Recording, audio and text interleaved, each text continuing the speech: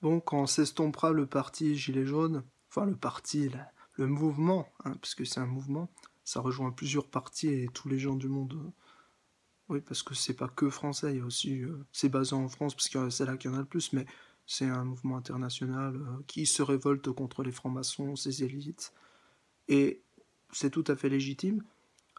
Alors, c'est vrai que il y en a qui disent oui, il y a l'extrême droite dedans, il y a des racistes, il y a tout ça, blablabla. Il y a de tout, donc oui, mais c'est pas ça qui définit le but du mouvement. Le but du mouvement, c'est seulement de montrer, de manifester clairement le désaccord du peuple dans son ensemble, quel que soit son parti politique, vis-à-vis de son élite, qui ne l'écoute plus, c'est-à-dire qui blablate, qui parle, qui fait semblant de parler, et qui n'intéresse plus personne, en dehors de- du, du- du circuit traditionnel, c'est-à-dire de leurs propres compagnons, camarades, etc., camarades de fortune, parce que ce sont des gens fortunés quand même, euh, et qui non seulement sont fortunés, mais n'ont aucune valeur morale, parce qu'à chaque fois ils nous blablatent, ils nous mentent et tout, et c'est le baratin habituel. Tu vois, en fait, tu gagnes pas plus à regarder la télé ou à... En fait, va qu'à tes occupations, occupe-toi d'autres choses, parce qu'à mon avis, là, la politique en ce moment, vu que ils s'enrichissent, ça, ils sont très doués, d'ailleurs, ils restent toujours au pouvoir, ça se demandait comment ils font, alors que le peuple ne les soutient plus du tout, quel que soit son parti, sa race ou ses opinions, quelle que soit sa religion, plus personne n'est censé soutenir ce truc qui est une sorte de coquille vide. Parce qu'on blablate, on blablate, on blablate, mais derrière, ça n'apporte pas plus que de blablater dehors dans la rue. Tu vas pas changer le monde avec ça. Et donc, forcément, c'est un peu décevant. Alors après, bien sûr, je pense qu'ils sont effectivement maintenus, comme le disait, je crois que c'est Jérôme Rodriguez qui disait, il avait raison, mais en fait, je soutiens son... C'est bizarre. Euh, que Versailles, enfin, c'est pas Versailles, mais c'est l'Élysée, était trop dans la dorure, dans les miroirs, dans tout ça. Ça ressemble à un Versailles, en fait. Et c'est magnifique et tout, et autant, oui, les chefs-d'œuvre artistiques, voilà, de ces gens qui ont fait ces monuments, oui, oui, c'est intéressant, mais dans le fond, ça les maintient dans une bulle dans laquelle ils se rendent pas compte qu'en fait, le peuple ne croit même plus en leurs mensonges, ne leur pardonne plus, et ne les comprend plus.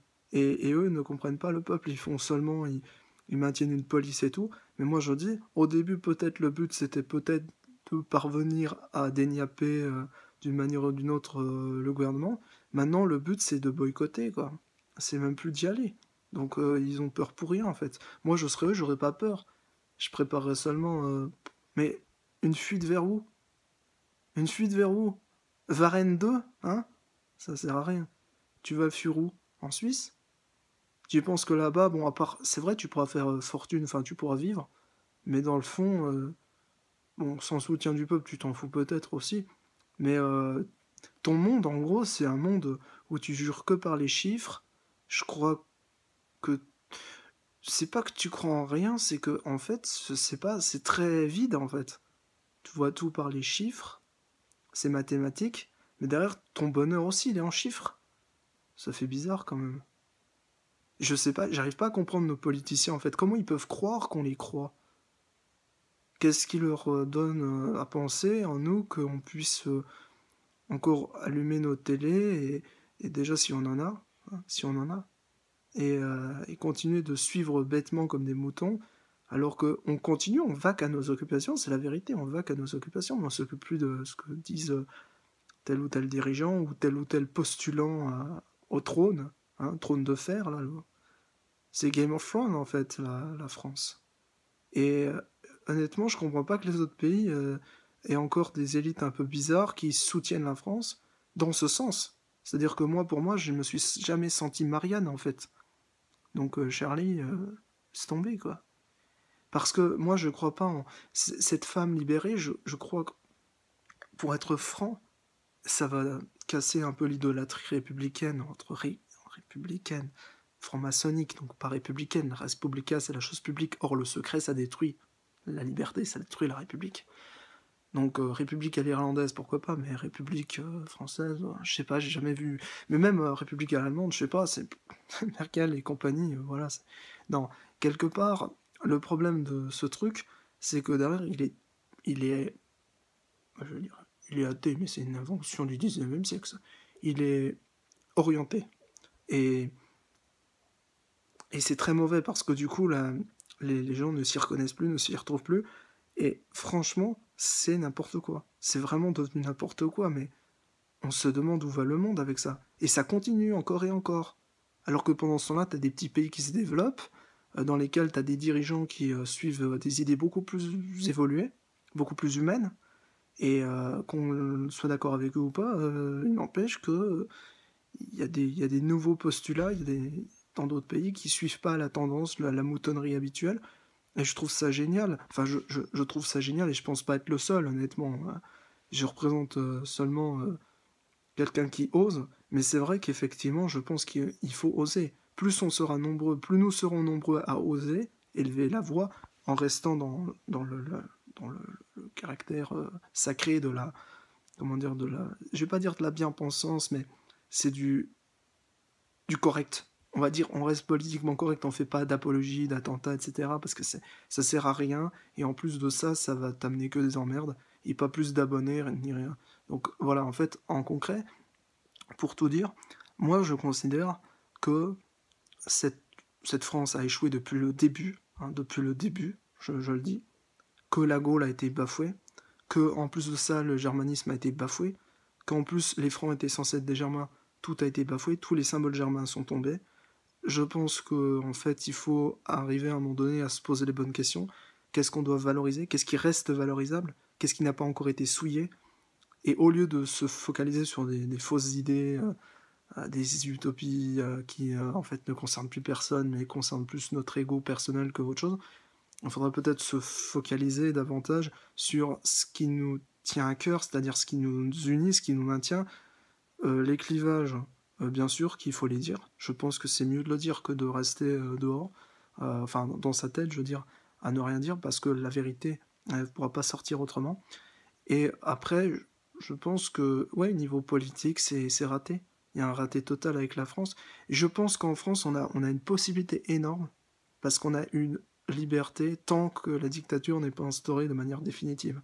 Donc, on a une liberté énorme, et cette liberté, on doit l'user, parce que c'est le principe même, j'allais dire, de la France. Enfin, en tout cas, c'est la France dans laquelle j'ai vécu. Et c'est vrai que je considère pas qu'il puisse en être autrement. Je considère qu'en fait, la France est un peu un territoire d'essai, mais un peu raté aussi, dans lesquels il y a des bonnes choses et des mauvaises choses. Mais le problème, c'est que les mauvaises choses sont les premières choses qu'on voit. Et que derrière tout ça, l'aspect positif de l'humanité peut se poser que sur une seule question. Qu'est-ce qui est prioritaire? Et là, en fait, à partir de ce moment-là, c'est vrai qu'on se rend compte, honnêtement, la priorité pour un être humain, est-ce que c'est de manger ou est-ce que c'est d'être avec son clan, avec sa famille, être bien? Parce que là, les deux aspects, on va dire, c'est manger. Mais si manger réellement, tu peux manger comme un porc, tu peux manger n'importe quoi. Si vraiment c'est important de manger.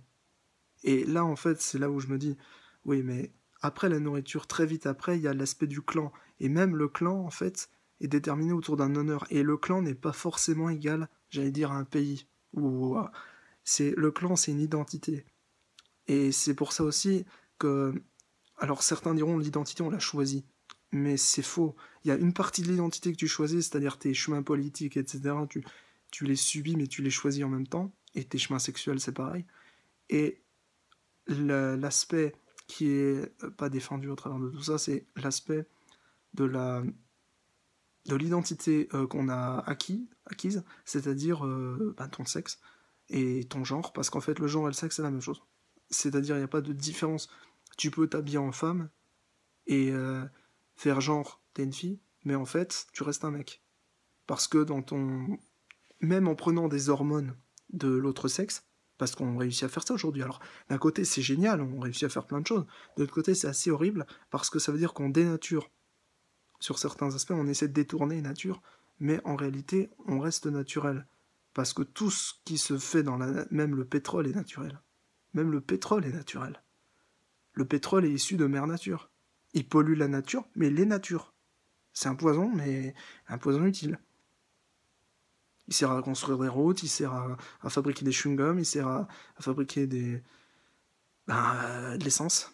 Donc c'est énorme, énorme, énorme, énorme. Et en fait, aujourd'hui, on croit qu'on est meilleur que nos ancêtres, alors qu'en fait, pas du tout. C'est juste qu'on a développé certains aspects hygiéniques, mais c'est encore bizarre qu'on n'ait pas posé plus d'aspects hygiéniques que ça. On n'est pas très évolué. Mais surtout au niveau humain, on s'est appuyé sur un bouton, mais quand il s'agit d'aider son frère, là, curieusement, il n'y a plus personne.